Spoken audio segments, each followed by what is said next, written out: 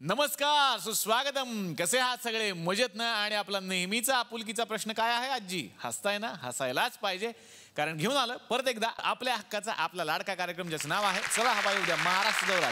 तर काल आपल्या भागामध्ये मराठी रंगभूमीवर दाखल होण्यासाठी जी 3 तगडी नाटकं तयार आहेत, त्यातले हे लाडके कलाकार आलेले होते. परत एकदा सगळ्यांचं आपण स्वागत करूयात. नाटकं आहेत वाडा चिरेबंदी भाग 2, अर्थात मग्न तळ्याकाठी, आषाढ बार आणि संगीत संशय कल्लोळ. प्रशांत नामले सर, असा कुठला प्रसंग घडला होता का रंगभूमीवर जिथे खरं तर फजिती होता होता राहिली आणि मग तो प्रसंग सावरला? काय रंगमंचाचा हा जो अवकाश आहे ना, या अवकाशात काहीही होऊ शकतं, किती मोठा नट असला तरी आणि किती रिहर्सल केलं तरी. काय चंकू? होऊ शकतं. आणि मुळात आता कसं आहे, मी इतकी वर्ष विनोदी नाटकात काम करत असल्यामुळे मला फास्ट बोलायची सवय लागलेली. स्पीडने बोलतो, स्पीडने रिॲक्शन देतो, ॲक्शन करतो, हे सगळी स्पीडची सवय झालेली आहे. आणि संगीत संशय कल्लोळ करायचं कारणच ते होतं की हा स्पीड मला तोडायचा होता. की मी जे रेग्युलर जे बोलतो ना, काय कसं आहे शंकू, ओके आहेस ना? तर संशय कल्लोळ केल्यापासून कसा आहे शंकू, बरं आहेस ना? हा स्पीड थोडा खाली आलेला आहे, पण तरीही काही काही वेळा गोंधळ होतोच. म्हणजे आता मुळात संशय कल्लोळ या नाटकातले जे शब्द आहेत, ती भाषा जुनी आहे. जुनी आहे म्हणजे बरेचसे शब्द आज बोलले जात नाहीत, प्रचलित नाहीत. म्हणजे अदमास आहे किंवा हे असे शब्द ते आज प्रचलित नाही आहेत. परवाच्याच प्रयोगाला कसं असतं की विनोदी नाटकात काहीतरी सतत सुचत असतं. कारण संशय कल्लोळ जसं गाणी आहेत तसे प्रचंड अतिशय ठासून भरलेलं विनोद आहे. त्यामुळे विनोदी नाटकात सतत, आणि माझं काम विनोद करण्याचं आहे, ह्याचं काम गाण्याचं आहे. त्यामुळे माझं काम असल्यामुळे ते मला सतत काहीतरी सुचत होतं. तर वाक्य असं आहे, ते सोडून द्या अश्विन शेठ, मला आधी सांगा तुम्ही माझ्या बायकोच्या निजायच्या खोलीत काय करत होतात? आणि ह्या वाक्याच्या आधी मला काहीतरी जागा सुचली आणि बेस्ट जागा आहे आणि पुढच्या वाक्याकडे दुर्लक्ष झालं. नाही अश्विन शेठ, मला आधी सांगा तुम्ही माझ्या बायकोच्या निजायच्या रूममध्ये काय करत होता? असं मी देवल सरांच्या नाटकात आणि त्यानंतर ह्याचा चेहरा समोर नीता पेन्शन, डावीकडे दीप्ती, तिचा म्हटलं काय झालंय ना. नंतर मला आईला मी रूम म्हणालो. वा. आता येणार आहे नेहा, तुमच्याकडे तुमच्या भूमिकेबद्दल आता जाणून घ्यायचं. रंजू नावाचं पात्र आहे. ते बाबा, ही आई, हा मोठा भाऊ आणि मी घरातली सगळ्यात लहान मुलगी आहे. मॅड कॅरेक्टर आहे ते एकदम. आणि मला फार कष्ट करायचे नाही आहेत आत्ता, कारण ती जशी 10 वर्षापूर्वी होती तशीच आत्ताही आहे. तिने 205 तोळे सोनं फुंकून आली आहे ती, तर त्याचा काही गम न पछतावा आहे तिला. आणि ती अत्यंत टेचात घरात वावरतीये. दीप्तीजी, मला तुम्हाला विचारायचंय तुमच्या एक्सपिरियन्सबद्दल, तुमच्या भूमिकेबद्दल. यात मी कृत्तिका नावाचं कॅरेक्टर करते. ही बाई महासंशयी आहे. तिच्या नवऱ्यावरती ती छोट्या छोट्या गोष्टींवरनं संशय घेत असते. एक ती इन्सिडेंट बघते आणि त्या प्रसंगाचा अर्थ काहीतरी वेगळाच लावते आणि नवऱ्यावर संशय घेऊ लागते. आणि हळूहळू हा संशय इतका वाढत जातो की सगळा कल्लोळ होतो. That is my character. आता उमाजींकडे येणार आहे, तुमच्या व्यक्तिरेखेबद्दल जाणून घ्यायचं. माझी व्यक्तिरेखा म्हणजे रेवती आहे. ही एका नायकिणीची मुलगी आहे. 17-18 वर्षाची अतिशय अल्लड अशी मुलगी आहे. आणि तिचं अश्विन शेठजी या कॅरेक्टरवर अगदी मनापासून प्रेम आहे. आणि आपण जिथे प्रेम असतं तिथे संशय, राग या सगळ्या भावना येतातच. तर अशाच संशयातून निर्माण झालेला कल्लोळ म्हणजे संशय कल्लोळ आहे. आणि त्यातली काय म्हणू आपण, सगळ्यात लहान आणि अल्लड मुलगी आहे रेवती. वा. तर बाकीही कलाकारांशी खूप गप्पा मारायच्या आहेत, नाटकातल्या गमती जमती जाणून घ्यायच्या आहेत. पण आता जाऊयात तुकरटवाडीतल्या कलाकारांकडे. तुकरटवाडीत जेव्हा जेव्हा पाहुणे कलाकार येतात तेव्हा आमचेही कलाकार तयार असतात काहीतरी वेगळं सादर करण्यासाठी. तर आज निवेदिता सराफ मॅडम इथे आलेल्या आहेत आणि त्यांचे सिनेमा म्हणजे तर आमच्यासाठी क्या बात. दे दणादण नावाचा सिनेमा होता आणि अफलातून कॉन्सेप्ट होती की लक्ष्मीकांत बेर्डे सर असतात, ज्यांच्यामध्ये एक पावर येत असते आणि लाल रंग बघितला की ती पावर जाते. याने एक सिनेमा बनवलाय, तो बघून तुमचा होता दे दणादण, आमचा आहे दण दणादण. बघेत ना आता याच्या सिनेमामध्ये काय घडणार आणि कोणाची पावर जाणार आहे. सिनेमाचे 2 हिरो होते तसे इथे सुद्धा 2 हिरो आहेत. सुरुवातीलाच आपण भेटणार आहोत अशा एका हिरोला ज्यांना खरं तर पोलिसांमध्ये जायचं होतं, पण ते डायरेक्ट जाऊ शकले नाहीत म्हणून डायरेक्टर होऊन ते पोलिसांमध्ये गेले. असे महेश जाधव सर, त्यांना भेटूयात आता. या सर.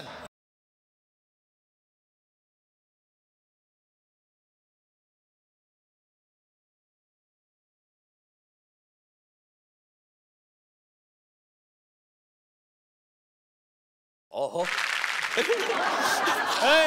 स्किट करा ना. नाही नंतर कसं स्किट नंतर. चंदू सर इतक्या वर्षानंतर आले. सर नमस्कार सर. कशा सर? बरे होता सर. थँक्यू. आज आपलं भाग्य म्हटलं पाहिजे का डायरेक्ट चंदू सर या ठिकाणी आलेले आहेत. वा क्या सर. म्हणजे व्यवसाय आणि शिक्षक असून सुद्धा एक आवड म्हणून ते दिग्दर्शन करतात. काय असं कसं? शिक्षक नाही आहेत सर. अरे आहे बाबा. नाही. अरे आम्हाला माहित आहे. पुष्कर श्रोत्री प्रसाद वो आणि हे अंड्या इंगळे रोज शाळा घेतात यांची हे रोज शाळा घेतात. अच्छा. तिघांची. हा शिक्षक म्हणजे कडक अशी हातात छडी घेऊन शिकवतात. तर असं संदीप पाठक यांचा हुबेहूब आवाज काढणारे चंदू सर या ठिकाणी आज आलेले आहेत. काय संदीप पाठक हुबेहूब आवाज काढतात. संदीप पाठक नक्कल करतात. अच्छा असं मी उलट आहे का थोडस? सर मला काढला. तर असो ज्येष्ठ नट जयवंत वाडकर यांच्या जीवनावर ते नाटक करतायत. कुठलं? वाड्यावर राणाबंदी.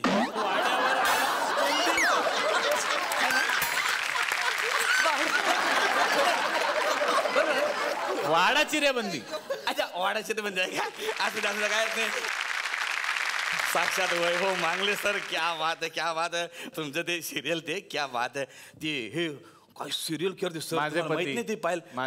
माझे पती सौभाग्य होती. काय सर तिच्यामध्ये तुम्हीच राहता ना लक्ष्मी? सेम ना?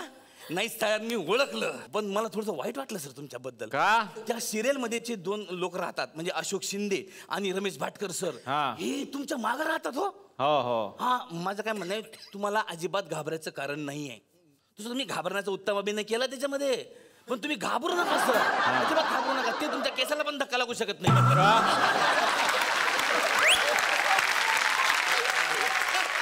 चिन्मयजी एक मिनिट सर मला थोडासा वेळ पाहिजे. थोडासा. आता किती वेळ द्यायचा? 2 मिनिटं सर. एक तर स्किट राहिलं बाजूला, बाकीचं तुमचं चाललं. स्किट काय होत राहते आपण नेहमी करतो ना स्किटचं एवढं मनात घेऊ नका सर तुम्ही. 2 मिनिटं फक्त तुम्ही थांबा. अरे काय? अरे तुम्ही बघा तर खरी सर. अरे आयडिया लढवा लागतात वेगवेगळ्या.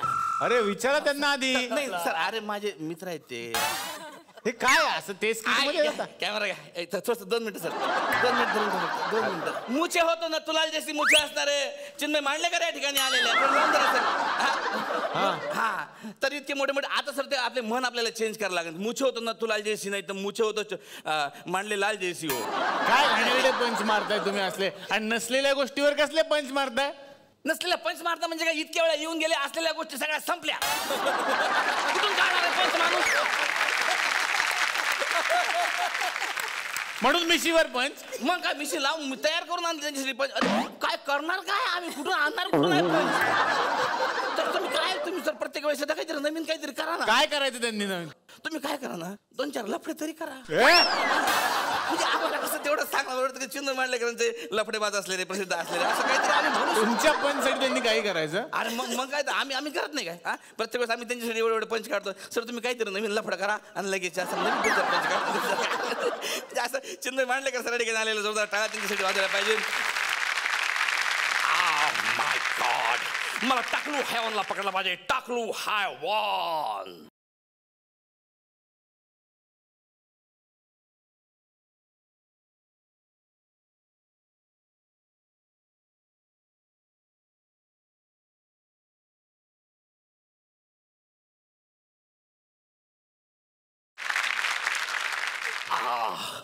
ओ माय गॉड टाकलू हायवानचा शोध घेतला पाहिजे. हा शिर्के मेला काय? हॅलो शिर्के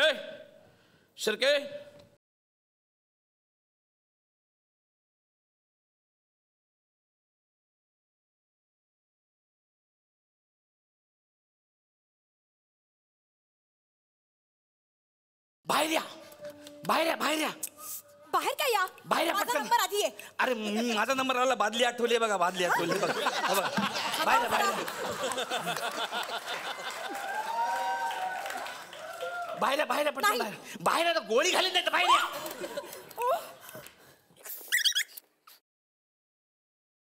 गेलाय कोण? टकलू गेलाय, टकलू गेलाय. नाही बसलेत. अरे ते गेस्ट आहेत. Yes. Thank you for this corporation. Cooperation. Oh, thank you. आणि ही काय पद्धत आहे का मुलींची वागण्याची? मी कशाला तुमच्या तोंडी लागते? मला इन्स्पेक्टर महेश जाधवांना भेटायचंय.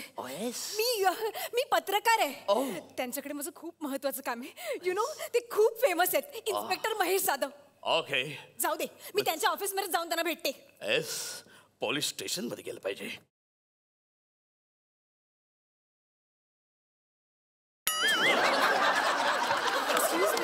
Yes inspector Mahesh Jadhav. Yes बेगी. सर मला जरा तुमच्याशी बोलायचं होतं. येस बोलाव. मी पत्रकार आहे सर. ओह गुड गुड बोला. काय चाललंय तुमचं?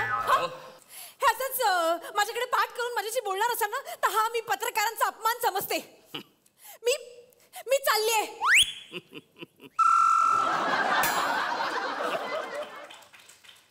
एक मिनिट मॅडम. ऍक्च्युली मला पण तुमच्याशी बोलायचं आहे. Actually I love you.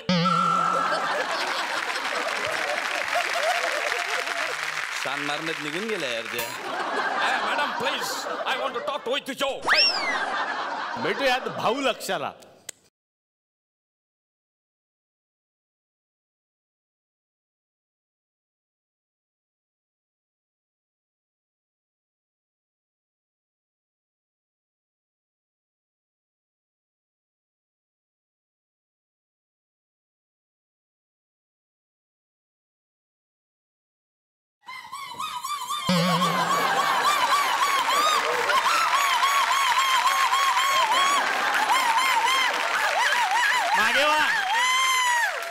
मागे वा.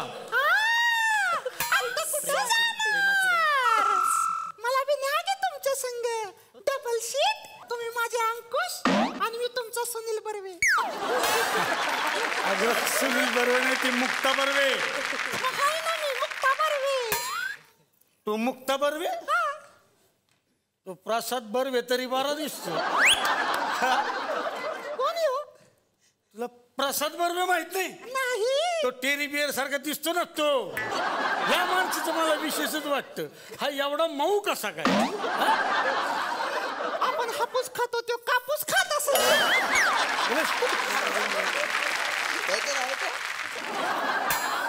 ते कार्टूनचे आवाज काढतात माहिती तुम्हाला? हा माहितीये मला. तुम्ही मिकी माऊसचा आवाज काढता ना? हो मला सुद्धा येतो. तुम्हाला येतो? काय कॉन्फिडन्स. अरे खरंच येतो.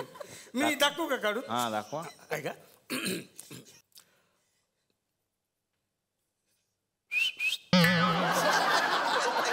असा कसा? मिकी माऊसने शिटी गिळली त्याचा आवाज. शेर खानचा काढू? कुठला? मोगली मला. शेर खान. शेर खानचा. हा दाखवा. बघा.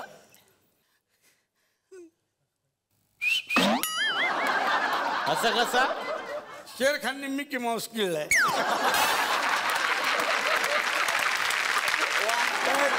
किती मेहनत. आता गॉडजिलाचा काढू? गॉडझिला. हा हा दाखवा. म्हणजे आता तुमचं पंच असणार गॉडझिला आणि शेर खान गिळलाय बरोबर? नाही नाही, गॉडजिला शिट्टी वाजवतोय आता.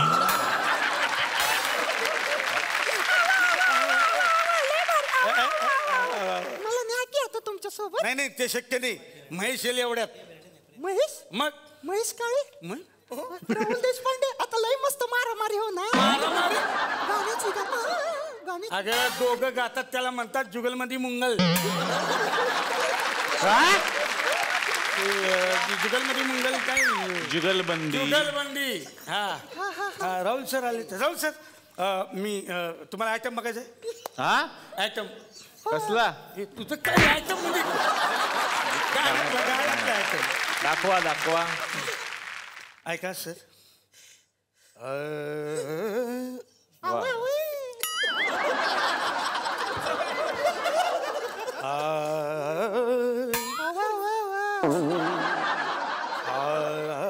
क्या बात है. क्या बात आहे. काय मोबाईल व्हायब्रेट वर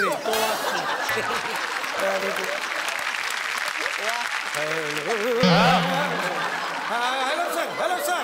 पाव लक्ष. Sir sir. पाव लक्षात येते काय टाइमपास करतोयस. हा तुला टकलो हैवानला पकडायचा आहे. विसरलास वाटता. नाही नाही सर विसरलो कसं. हा अहो आधी लगीन कोंडाण्याचं. हर हर महादेव सर.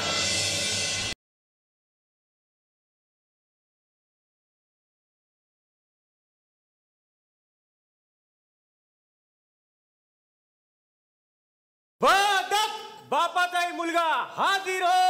टकलू हैवान येत आहे गो.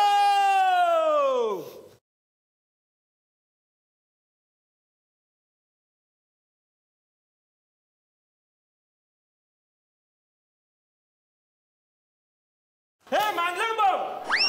अरे आता आलोय तर काहीही बोलतात ही माणसं. मांगलोंबो काय हापूस आंबो काय बोला. ए बाळ राजा इकडे. काय नाव काय तुझं. डगरू. काय दगरू म्हणजे. दगूर दगूर दगर असतो ना मारतो तो दगर. अरे दगर नाही रे गदर. गदर रबर काय ते दगड. अरे याला सांगत जा जरा वाचन कर बाबा. साहित्य वगैरे वाचत चला. हो हो तर साहित्य वाचा. साहित्य म्हणजे काय रे. सामान. काय सामान.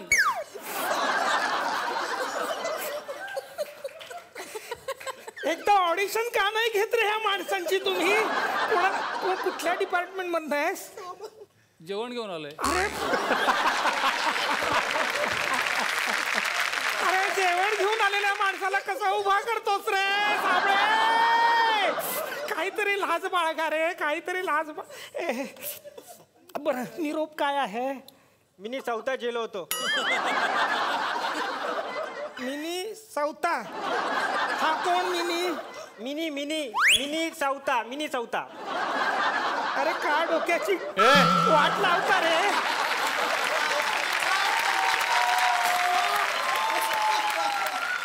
निरोप दे. मिनी चौथा तुकडा टोला जेलतो. पोलिसांनी आपल्याला घेरलेला. कोणी. पोलिसांनी. पोलीस. अरे फोसट.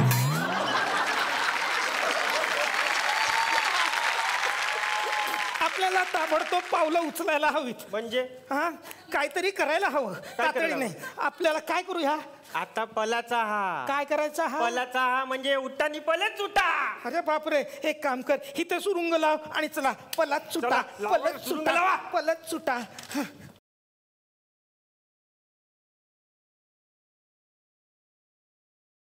हाच टकलो हैवानाचा अड्डा आहे. टकलो. हे टकलो. भाऊ लक्षा. भाऊ लक्षा. अरे कुठेस कुठेस तू. गेला तर गेला. मला 500 रुपयाला चुना लावून गेला. ती जळलेली सायकल माझी होती. 500 रुपयाला घेतली होती मी. तो गेला तर गेला पण सायकल गेली रे. ते महत्वाचं आहे. आता ॲम्ब्युलन्सचा काय फायदा. गेला.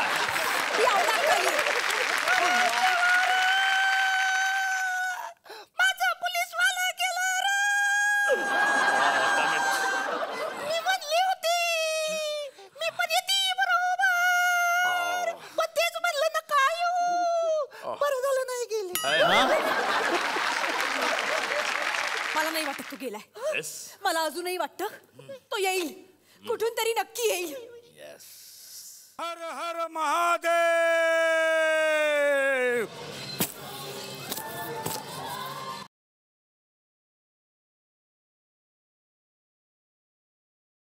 ए कुणी पाडली रे भिंत. कुणी पाडली भिंत.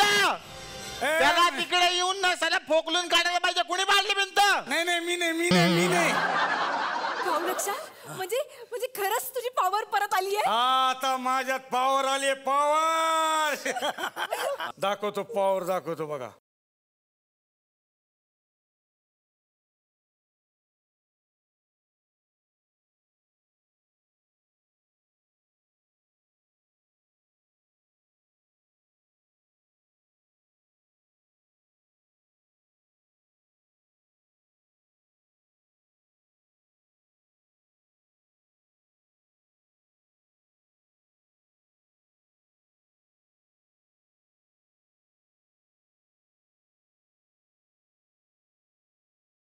आलोच जाऊ. ठेवतो. बघितली माझ्यातली पॉवर, बघितली.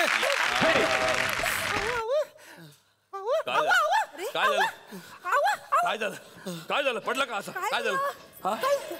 पॉवर कुठे गेली? माझ्यातली पॉवर गेली. चार्जिंग लावा. का? अशी कशी गेली? काळा रंग बघितला की माझ्यातली पॉवर जाते.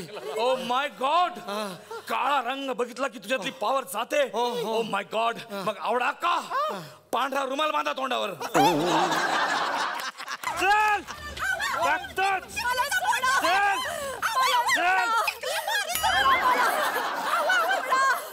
मला सोडा. मला कोल्ड्रिंक.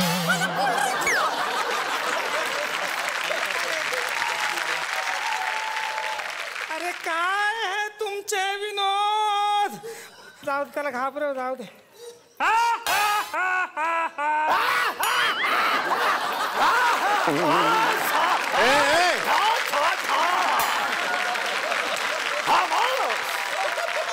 हिरोईन तुम्ही हिरोईन आहात. अरे तू तरी घाबरव.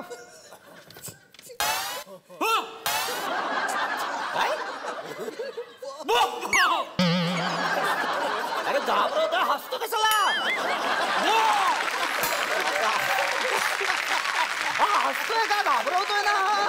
अरे तो एक जेवणवाला आहे, त्याला नाही येत घाबरवता. तुला घाबरता येत ना, मग घाबर ना तू तरी. हा ते एकदा सांगा ना परत. सांगा एकदा. ए घाबरव रे.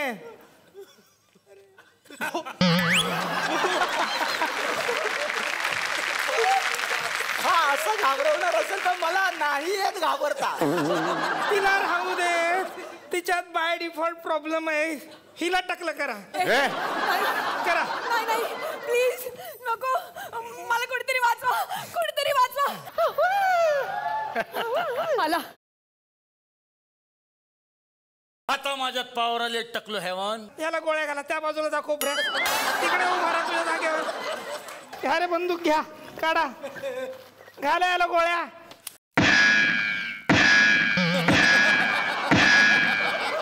हे बघ, इकडे आहे गोळी, ही बघ. हा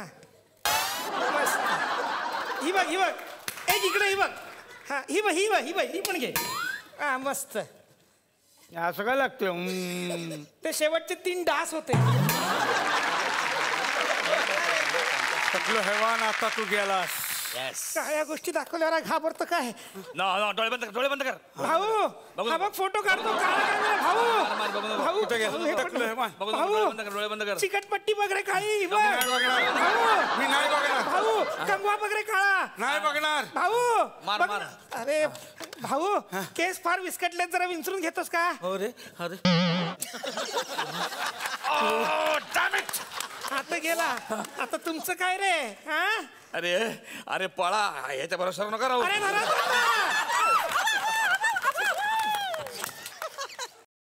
तर खूप छान आहे की आजचा हा माहोल बनलेला आहे. पण पुढच्या एका कार्यक्रमाच्या निमित्तानं चिन्मय मांडलेकर यांना निघायचं आहे, म्हणून मी आत्तापुरती त्यांना इथून रजा देतोय. जोरदार टाळ्या चिन्मय मांडलेकर यांच्यासाठी. वैभव मांगले यांनाही पुढच्या चित्रीकरणाच्या निमित्तानं निघायचं आहे, कारण सिरियल आपण पाहतोय खूप छान चालली आहे, दररोज चाललेली आहे सिरियलसाठी खूप साऱ्या आणि याच चॅनलवर चाललेली आहे. थँक्यू सो मच, तुम्ही आलात. आम्ही तुमची वाट बघू. आपण परत भेटू. थँक्यू. तर आता या मंचावरती मी आमंत्रित करणार आहे संगीत संशय कल्लोळ या नाटकाचे तरुण तडफदार दिग्दर्शक निपुण धर्माधिकारी.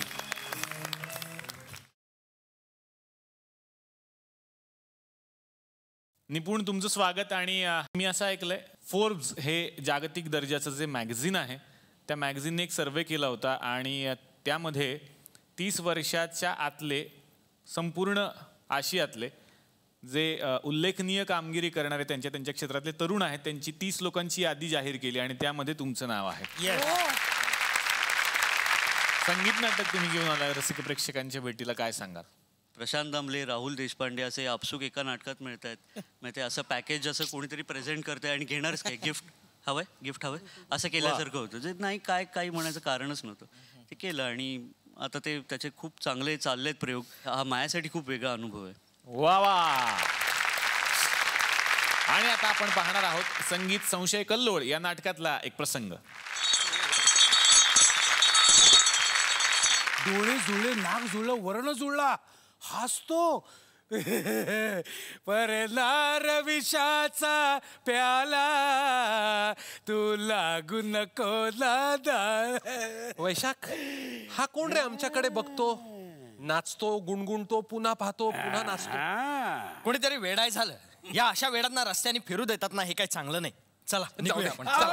महाराज मला सांगा, यंदा काही बंड बिंड काही होण्याचा संभव आहे का हो? बंड बंड छे हो वैशाख, अरे कोणी बंडखोर दिसतायत. मग अशी मला खड्याचीच किंमत विचारत चल चल आपण थांबा. नाही काय झालंय, या माझ्या हातात जी तस्वीर आहे या तस्वीरीतला जो इसम आहे ह्या इसमेचा आणि आपला चेहरा बऱ्यापैकी जुळतोय. फक्त ही बाजू बघायची राहिली. हो छे हो, मला बिलकुल फुरसत नाही, मला जायचंय. मला जाऊ दे. करू नका, मी तुमच्या पाया पडतो. हे बघा हा इसम बघा आणि हा इसम बघा. फक्त मला ही बाजू एकदा नीट. अरे मी हिला दिलेल्या तस्वीरी सारखी दिसते. अहो जरा पाहून देतो. काय नाही, ती तस्वीर तुमच्या हातातूनच बघतो. अहो कुठले तरी असे रेघोटे मारले त्यात काय बघायचं? एकदा बाहेर काढा ना, एकदा बघून देतो ना. असं तरी लागत आहे. दाखवलात का? आम्ही काय खाणार होत का तुमची तस्वीर? एवढं काय आवडलं झालं? एका तस्वीरीसाठी काय एवढं? अरे उंच आहेत माझ्यापेक्षा म्हणून काय उंचावाचा तोडाल काय? नाही दाखवलं. असं काय करताय? गोष्ट आहे. महाशय अहो, एका तस्वीरीसाठी काय एवढं भांडताय?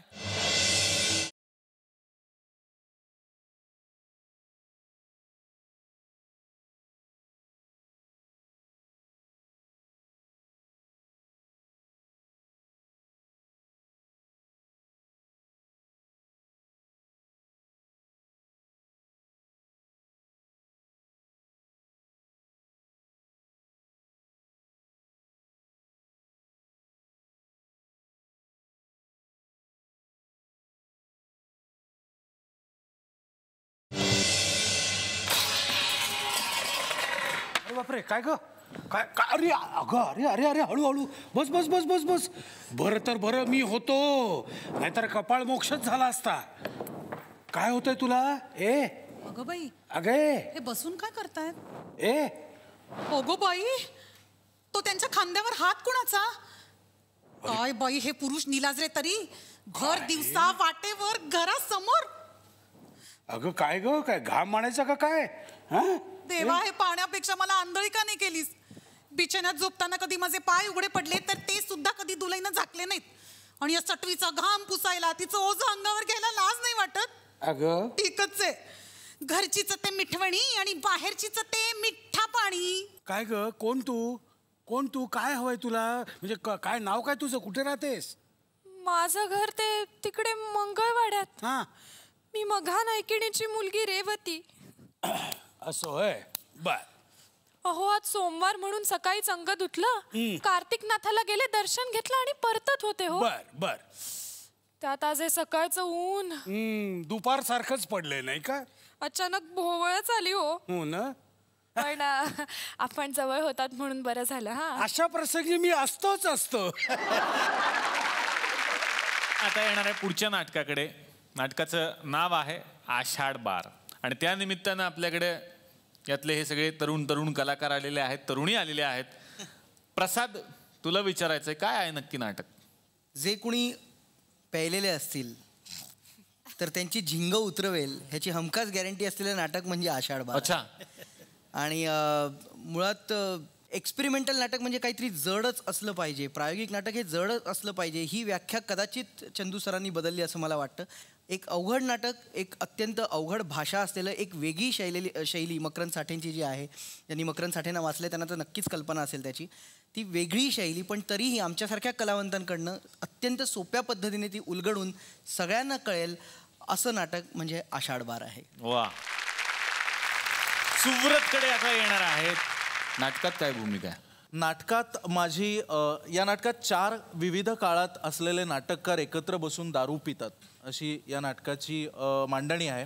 त्यातल्या सगळ्यात तरुण नाटककार म्हणजे आजच्या काळात लिहिणारा लेखक दिग्दर्शक अशी माझी भूमिका आहे. वा वा.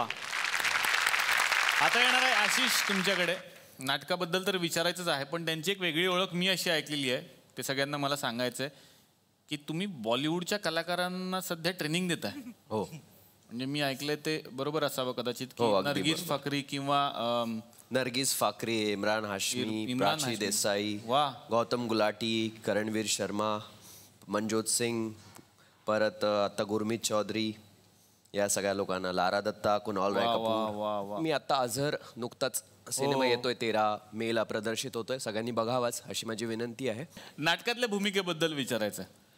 मी जसे विविध काळातले लेखक या नाटकात आहेत, तर मी कवी कुलगुरू कालिदासाची भूमिका करतोय आणि मी यात 4 वेगवेगळ्या भूमिका करतोय. मुळात तसं 3 भूमिका वेगवेगळ्या करतोय.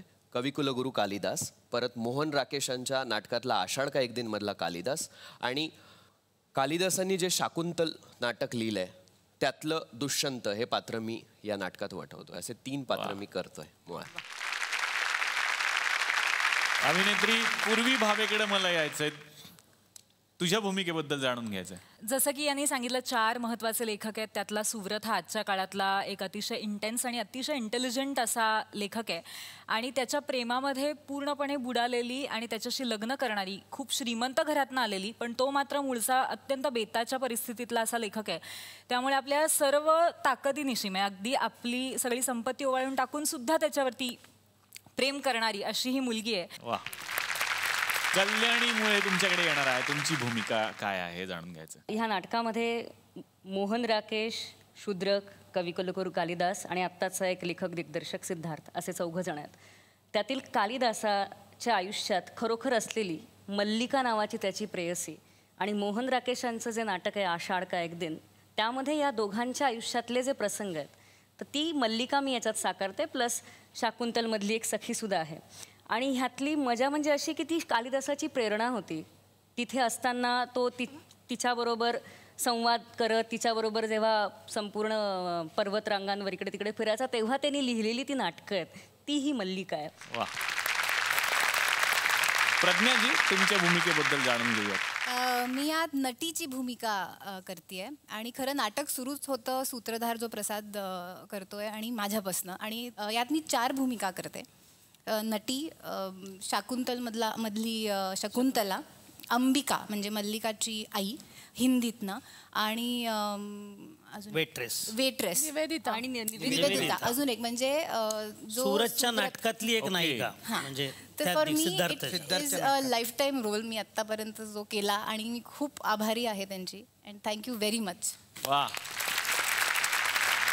या नाटकाचं दिग्दर्शन सुद्धा चंद्रकांत कुलकर्णी यांनीच केलंय, त्याबद्दल काय सांगाल सर? मकरंद साठेचं हे नाटक आहे, खूप महत्त्वाचा, ज्याला असं म्हणतो आपण की नाट्य अभ्यासक असा हा लेखक आहे. 4 वेगवेगळ्या काळातले लेखक तो एकत्र आणतोय, अशा ठिकाणी आणतोय की जिथे नाटककारांचा नेहमी 4था अंक किंवा नाटकवाल्यांचा 4था अंक घडतो, तिथे अशा एका अपरिहार्य सिच्युएशनमध्ये तो अडकवतो. ते खूप इंटरेस्टिंग पद्धतीने त्यांनी ते केलं आहे. वा. आणि आता आपण पाहूयात आषाढ बार या नाटकातला एक प्रसंग. शाकुंतल अशा पात्रांची प्रणय कथा ज्यांना नंतर दुःख भोगावी लागली. सम्राट दुष्यंत. ओ, तर ही ती कण्वांची मुलगी शकुंतला. खरंच या सुकोमल मुलीला आश्रमात अशा कामाला लावून कण्वांनी फार बुद्धीचं तेज दाखवलं असं नाही म्हणता येणार. नैसर्गिक दृष्ट्या सुंदर असणारे हे शरीर तापसी साधनेला लागावं असं त्यांना वाटणं हे निस्संदेह एखाद्या निळ्या कमळाच्या पाकळ्यांमधून धोत्र्याच्या फुलाची निर्मिती करण्याची इच्छा बाळगण्यासारखं आहे. हेच ते शाकुंतल ना. नाही, अभिज्ञान शाकुंतल. अहो तेच होते. अरे यांच्या शाकुंतलचं नाही काय, अभिज्ञान शाकुंतलचं एक मराठीतलं ॲव्हरेज भाषांतर होतं आमच्या घरी मी लहान असताना. तर त्यातली ही पहिली 20-25 पानं मी पुन्हा पुन्हा वाचायचो. हो, पुन्हा पुन्हा तेवढीच का? त्या पुस्तकात तुम्हाला सांगतो, असं साईडच्या पानावर एक इलस्ट्रेशन होतं, असं दुष्यंताचा ओव्हर द शोल्डर शॉट असावं तसं. तर ते सगळं पाहून वाचून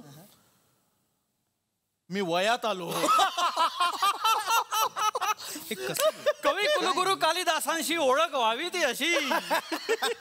ही खरी योग्य दाद आहे हो तुमच्या नाटकाला. नाही मित्रा सिद्धार्थ आहे बघ, तुझी नाटकं कशी आहेत मला माहिती नाही, पण यांचं अगदी सुयोग्य मूल्यमापन केलेलं आहे. नाही हो काय तुम्ही यांचं मृच्छकटिक नाही वाचलंच वाटतं. अरे त्यात तर वसंत सेना नामक गणिकाच आहे आणि त्या चारू दत्त आणि वसंत सेना पावसात एकमेकांना मिठीच मारतात. नुसत्या शाब्दिक शृंगार वर्णनांचा भोंदूपणा मी कधीच केला नाही. आणि तसा तो करणारी पात्र म्हणजे आचार्य, राजे, ऋषी, कन्या ही असली पात्रच माझ्या नाटकात कधी नसत. ही असली पात्र घ्यायची, मग नाट्यशास्त्राच्या संकेतानुसार त्यांना चांगलं चांगलं वागणारी दाखवत बसायचं. अरे मूळ महाभारतात सुद्धा दुष्यंत जेव्हा नंतर दिवस गेलेल्या शकुंतलेला ओळख देत नाही तेव्हा सरळ तो खोटा बोलतो असं दाखवलेलं आहे. आणि तुझ्या नाटकात काय? माझ्या नाटकात काय? काय तुझा दुष्यंत नायक, तू खोटं कसं बोलेल? मग त्यावर सारवा करण्यासाठी दुष्यंतालाच विस्मृतीचा शाप मिळालेला असतो असलं थोतांड घुसळलं जातं.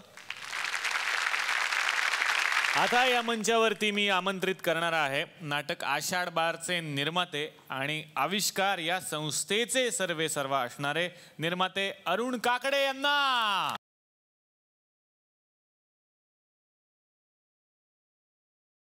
तर आज या मंचाचं भाग्य आहे की अशा एका ज्येष्ठ आणि श्रेष्ठ व्यक्तीला आम्ही या मंचावरती आमंत्रित केलेलं आहे, ज्यांनी आपलं आयुष्य प्रायोगिक रंगभूमीसाठी व्यतीत केलेलं आहे, बहाल केलेलं आहे आणि आविष्कार या संस्थेतून अनेक दिग्गज घडलेले आहेत.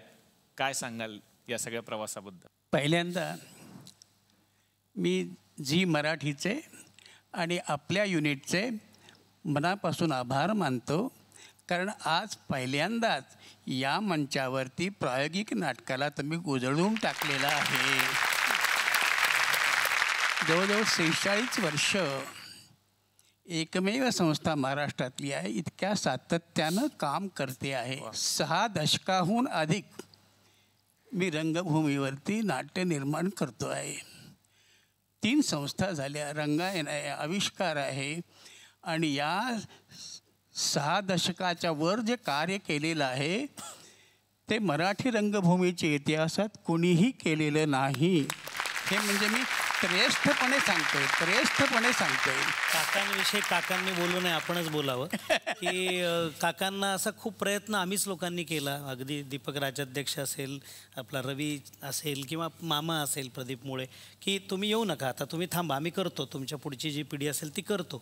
नंतर हळूहळू आमच्या लक्षात आलं की हा माणूस घरी बसून काहीच करू शकणार नाही. हा आमच्याबरोबर असेल तर तो खऱ्या अर्थाने जिवंत माणूस.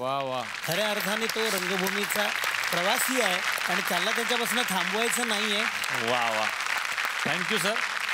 आणि आता या मंचावरती आपण आमंत्रित करूयात नाटक मग्न तळ्याकाठी अर्थात वाडा चिरेबंदी भाग 2 चे निर्माते श्रीपाद पद्माकर यांना. श्रीपाद सर, मनापासून स्वागत. धन्यवाद. दुसरा भाग वाडा चिरेबंदीचा तुम्ही घेऊन येता सगळ्यांच्या समोर, कसा आहे अनुभव? अनुभव खूप छान आहे. जिगीषा आणि अष्टविनायक या आमच्या संस्थेला जरा हुरूप येऊन आम्ही दुसऱ्या भागाचं सुद्धा धनुष्य उचललेलं आहे आणि 14 मे येत्या यशवंत नाट्य मंदिर येथे दुपारी 4 वाजता याचा शुभारंभ करतोय. वा यस. पुन्हा एकदा सगळ्यांचे आभार आणि सगळ्यांना मनापासून शुभेच्छा. आपण भेटूयात पुन्हा याच मंचावरती पुढच्या आठवड्यात याच कार्यक्रमात, ज्याचं नाव आहे चला हवा उद्या महाराष्ट्र दौरा.